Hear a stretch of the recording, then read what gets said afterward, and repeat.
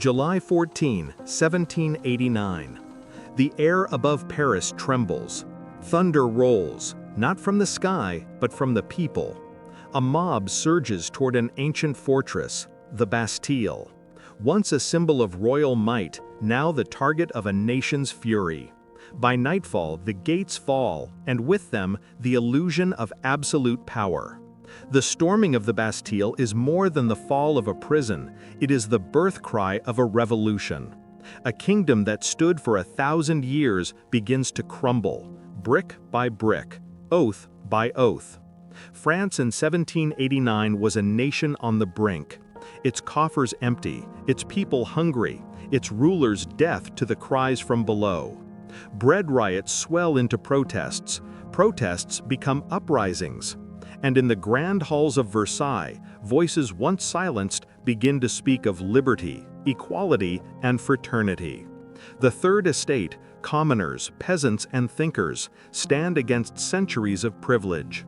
Their words strike harder than any sword. The people are the nation.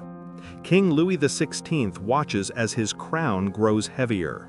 The court whispers of reform, of concessions, of fear. But the tide cannot be stopped. In October, the women of Paris march on Versailles, mothers, daughters, workers, demanding bread, justice, and the return of their king. They drag the monarchy from its gilded cage to the heart of the people, to Paris. The dream of liberty ignites Europe and terrifies it. Kings watch nervously from their thrones as Paris becomes a beacon of rebellion. But inside the city, unity gives way to chaos. Factions rise, Jacobins, Girondins, Royalists, each claiming to speak for the revolution. As enemies gather at France's borders, the revolution devours its own. In 1791, the king flees. In 1792, war erupts. At Valmy, French soldiers, many barefoot, many untrained, face the might of Europe and stand their ground. For the first time, a people's army defends a people's nation.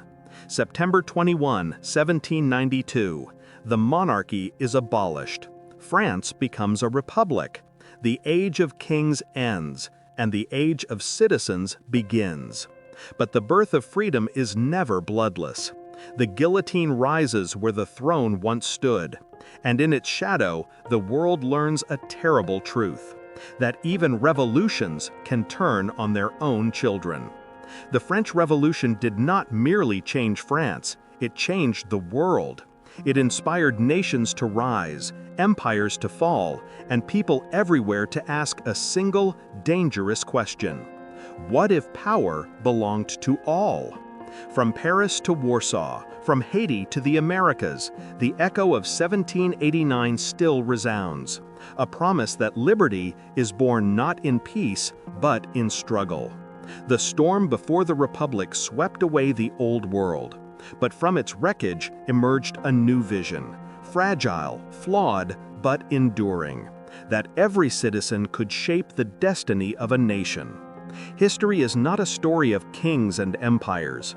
It is the story of people, of courage, of conviction, of change. If you've journeyed this far with us through the revolution, thank you. History lives when we share it, question it, and learn from it. This episode was brought to you by Our History Channel, a community that believes knowledge should be as bold as the ideas that changed the world. Support this channel to keep history alive, through stories that remind us where we've been and where we might yet go.